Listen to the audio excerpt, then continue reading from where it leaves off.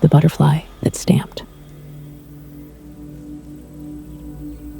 This, O my best beloved, is a story, a new and a wonderful story, a story quite different from the other stories, a story about the most wise sovereign Suleiman bin Daoud, Solomon, the son of David.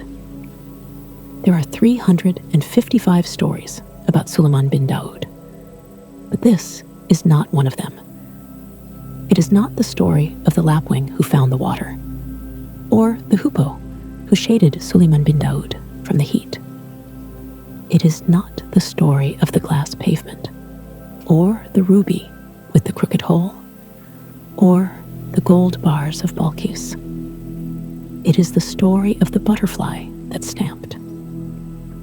Now attend all over again and listen.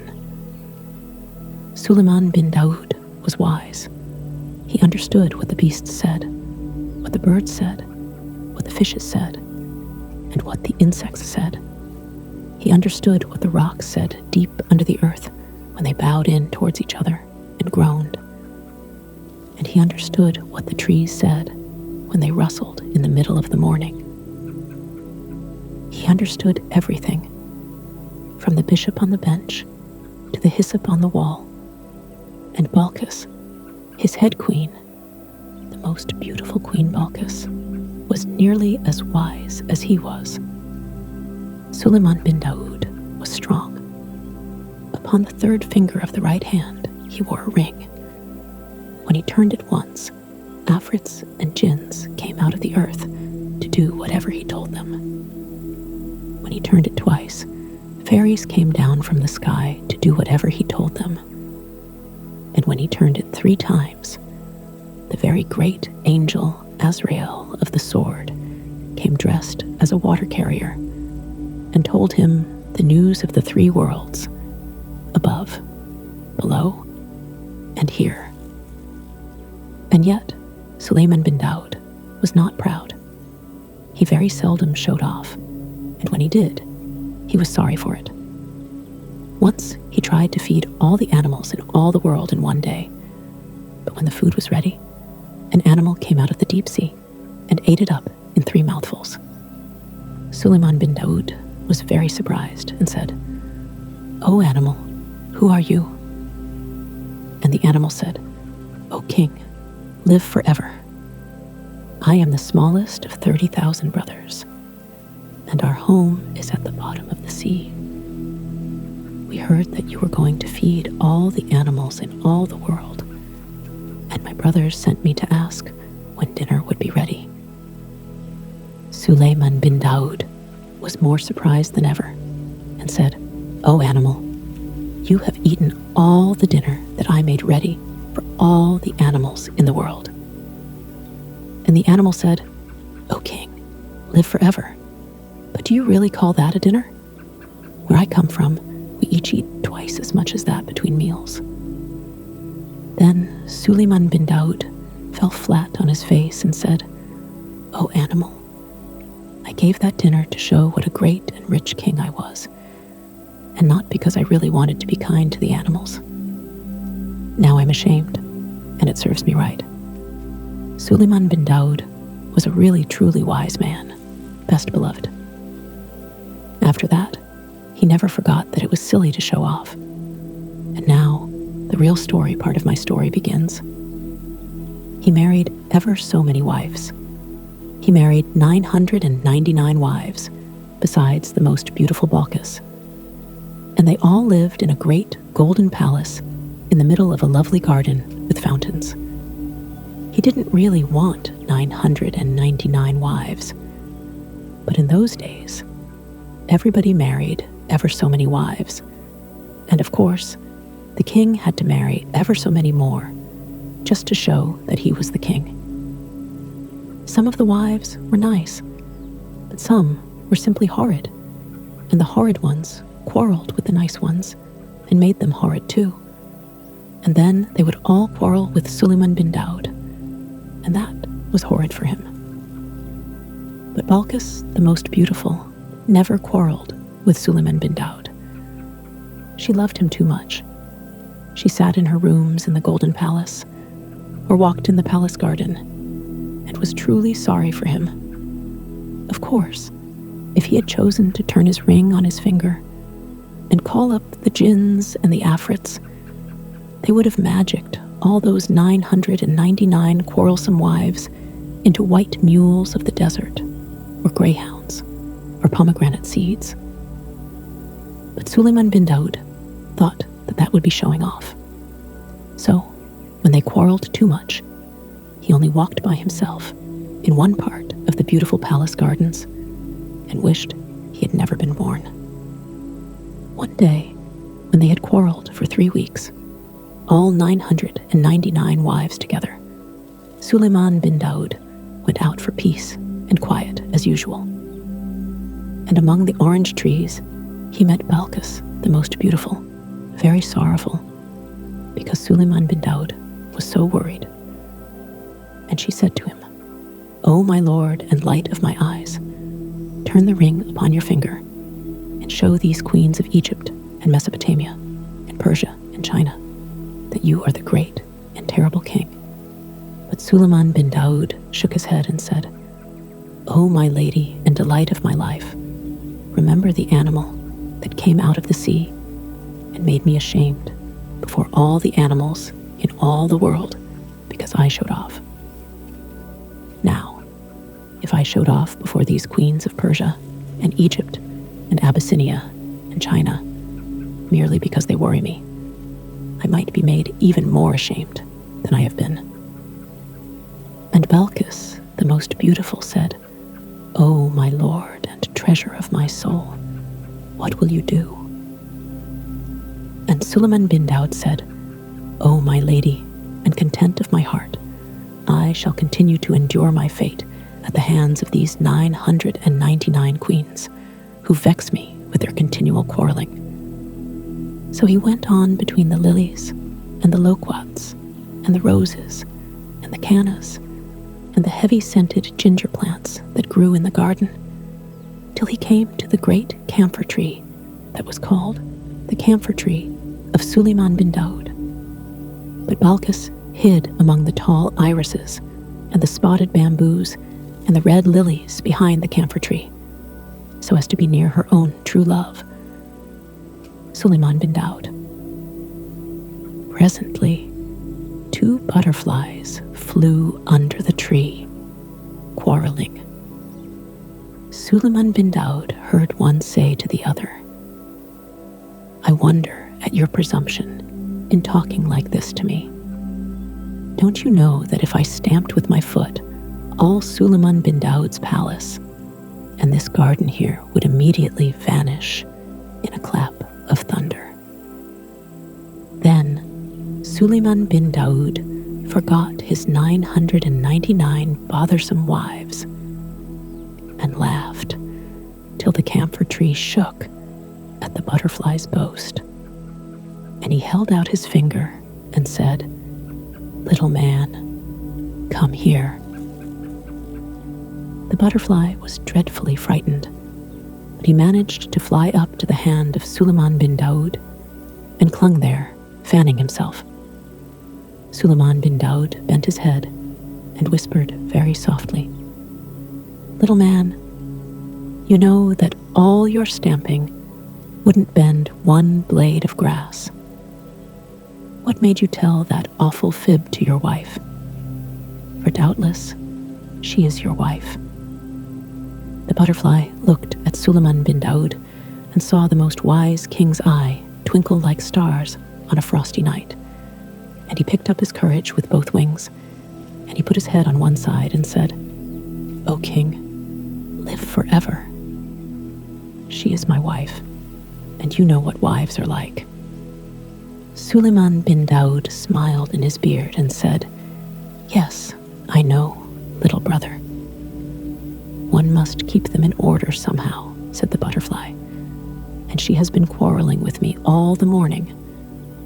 I said that to quiet her. And Suleiman bin Daud said, "May it quiet her. Go back to your wife, little brother, and let me hear what you say." Back flew the butterfly to his wife, who was all of a twitter behind a leaf, and she said, "He heard you. Suleiman bin Daoud himself heard you." "Heard me," said the butterfly. "Of course he did. I meant him to hear me." "And what did he say?" "Oh, what did he say?" "Well," said the butterfly, fanning himself most importantly, "between you and me, my dear. Of course I don't blame him, because his palace must have cost a great deal, and the oranges are just ripening. He asked me not to stamp, and I promised I wouldn't." "Gracious," said his wife, and sat quite quiet. But Suleiman bin Daoud laughed till the tears ran down his face at the impudence of the bad little butterfly. Balkis, the most beautiful, stood up behind the tree among the red lilies and smiled to herself, for she had heard all this talk.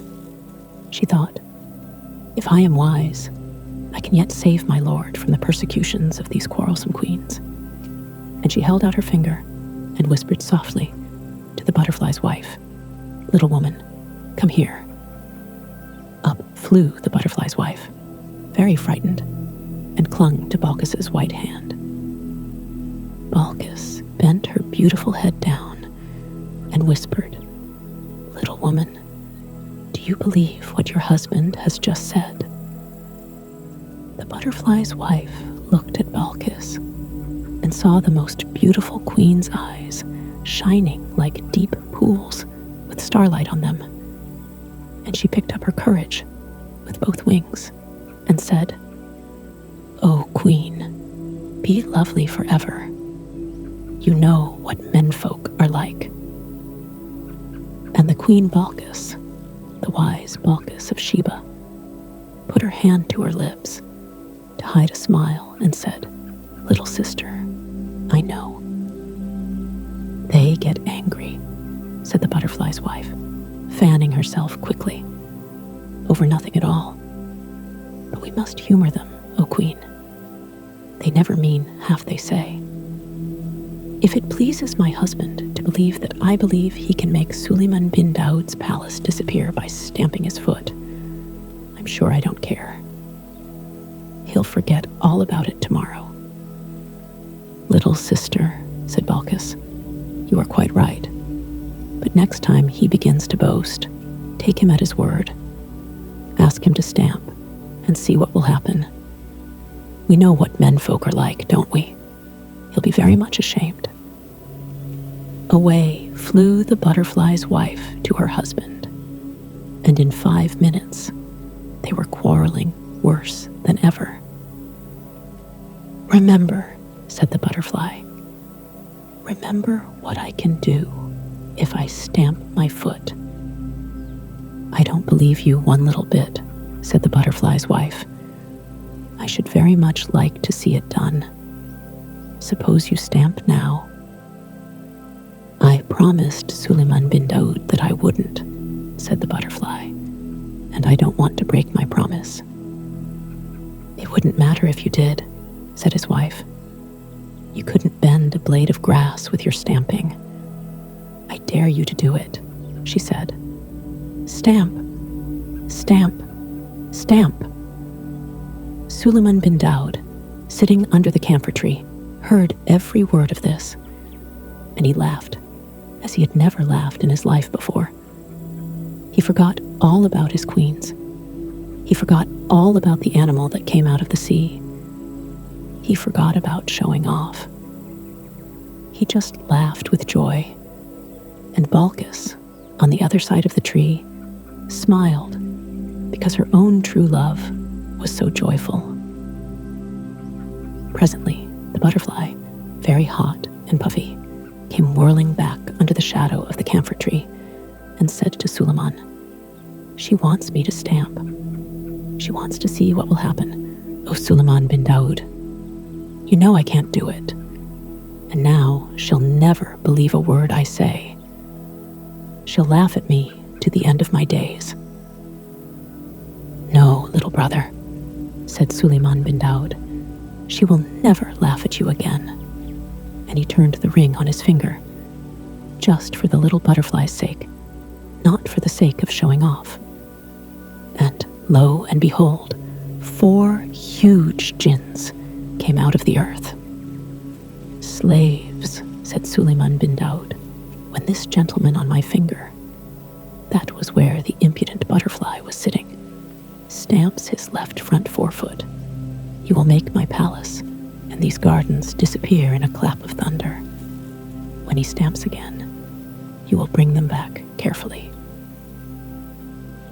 "Now, little brother," he said, "go back to your wife and stamp all you've a mind to." Away flew the butterfly to his wife, who was crying, "I dare you to do it. I dare you to do it. Stamp, stamp now, stamp."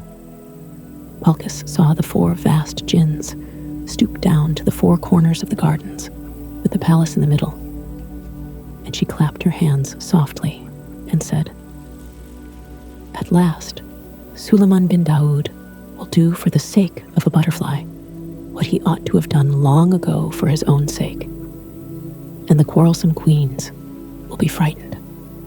That the butterfly stamped. The jinns jerked the palace and the gardens 1,000 miles into the air. There was a most awful thunderclap, and everything grew inky black. The butterfly's wife fluttered about in the dark, crying, "Oh, I'll be good. I'm so sorry I spoke. Only bring the gardens back, my dear darling husband, and I'll never contradict again." The butterfly was nearly as frightened as his wife, and Suleiman bin Daud laughed so much that it was several minutes before he found breath enough to whisper to the butterfly, "Stamp again, little brother. Give me back my palace, most great magician." "Yes, give him back his palace," said the butterfly's wife, still flying about in the dark like a moth. "Give him back his palace, and don't let's have any more horrid magic." "Well, my dear," said the butterfly as bravely as he could, "you see what your nagging has led to. Of course, it doesn't make any difference to me. I'm used to this kind of thing. But as a favor to you and to Suleiman bin Daud, I don't mind putting things right." So he stamped once more, and that instant, the jinns let down the palace and the gardens without even a bump.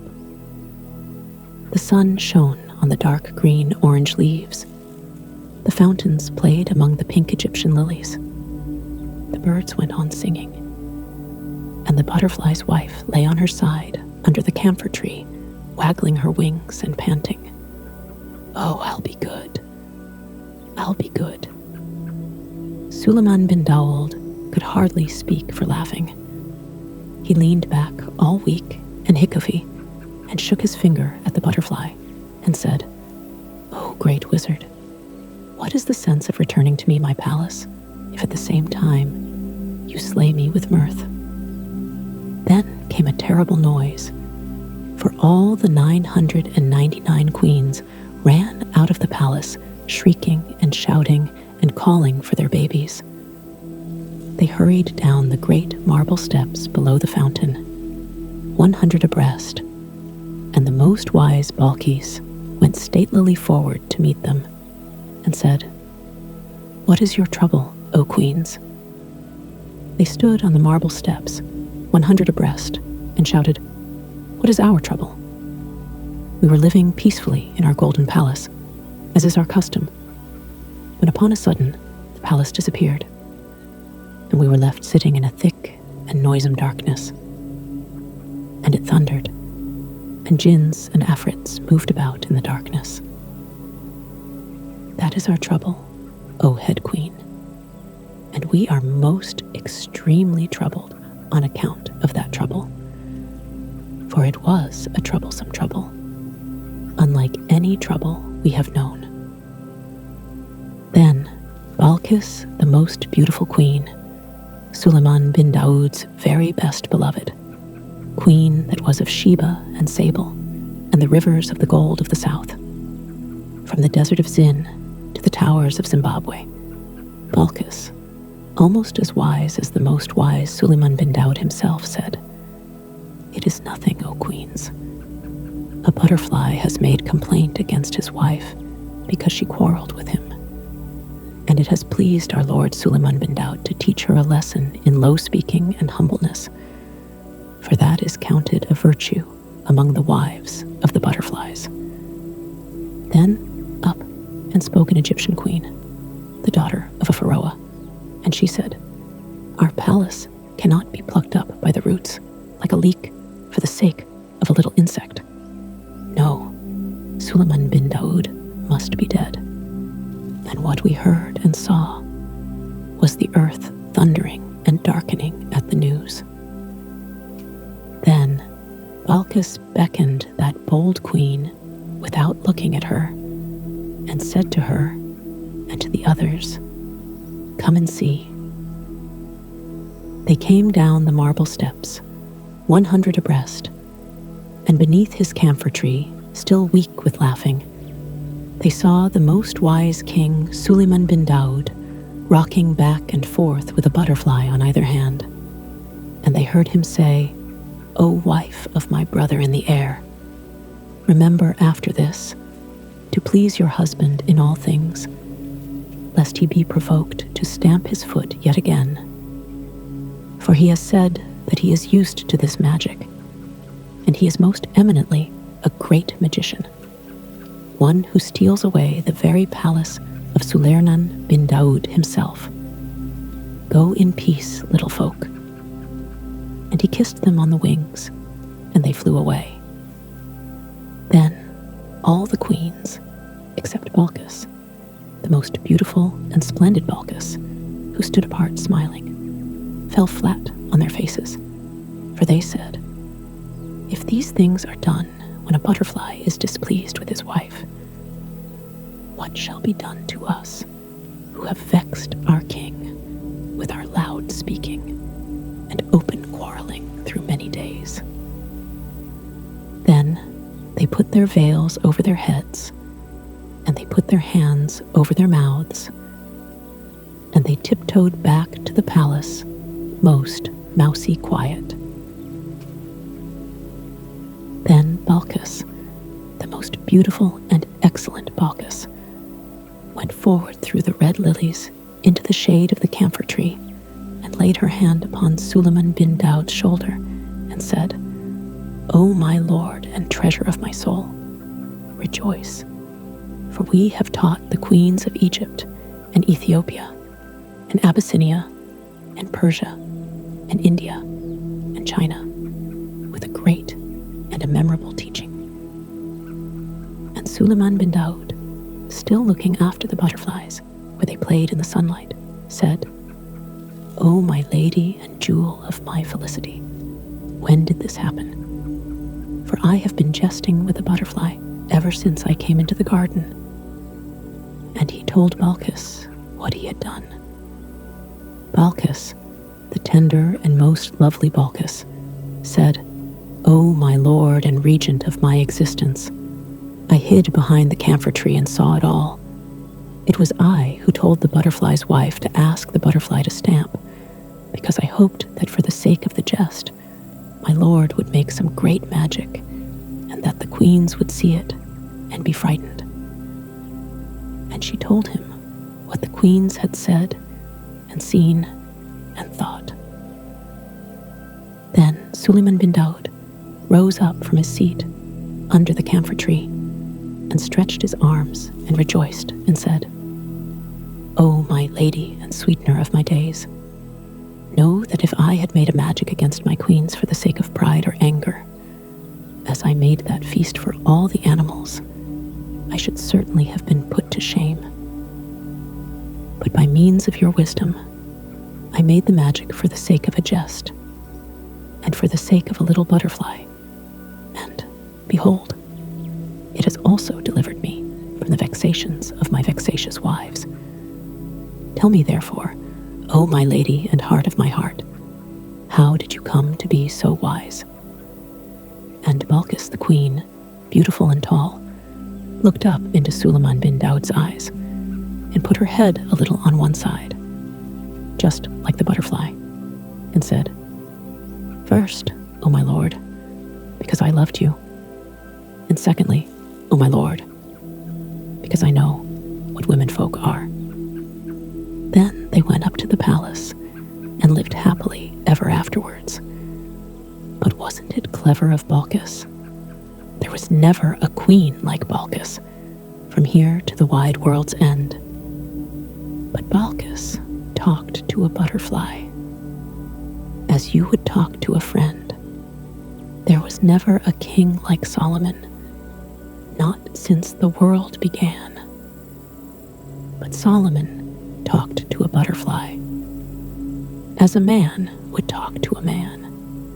She was queen of Sabia, and he was Asia's lord. But they both of them talked to butterflies when they took their walks abroad.